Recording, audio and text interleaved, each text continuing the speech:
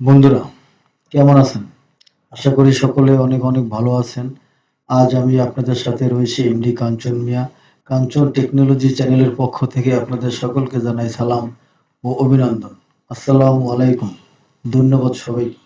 বন্ধুরা, আজ আমি আপনাদেরকে দেখাবো আপনার হাতে থাকা অ্যান্ড্রয়েড মোবাইল ফোনটি দিয়েই আপনি ঘরে বসেই কিভাবে লোগো তৈরি করতে পারবেন এবং খুব সহজেই একটা অ্যাপ্লিকেশনের মাধ্যমেই আপনি থাম্বনেল, ব্যানার, ইউটিউব আর্ট তৈরি করতে পারবেন।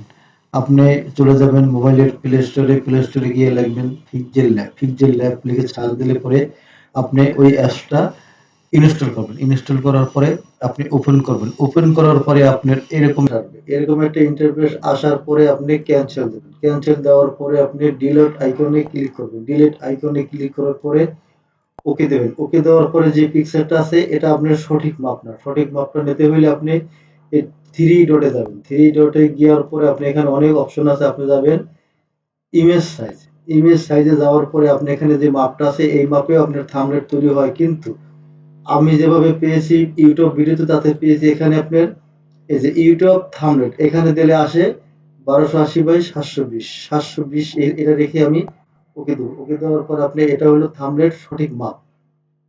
এরপর এখানে অনেক আইকন আছে। বন্ধুরা, আমি আমার রেকর্ডিং সিস্টেম ভালো না। আমি একটা ল্যাপটপ দিয়ে কাজ করি। এখানে ল্যাপটপ দিয়ে এই পিক্সেল ল্যাবের কাজ এত সুন্দর হয় না। এটা মোবাইল অ্যাপস, তারপর আমি এখান থেকে করি। তবে আমার রেকর্ডিং সিস্টেম ভালো না। আপনি আমার এই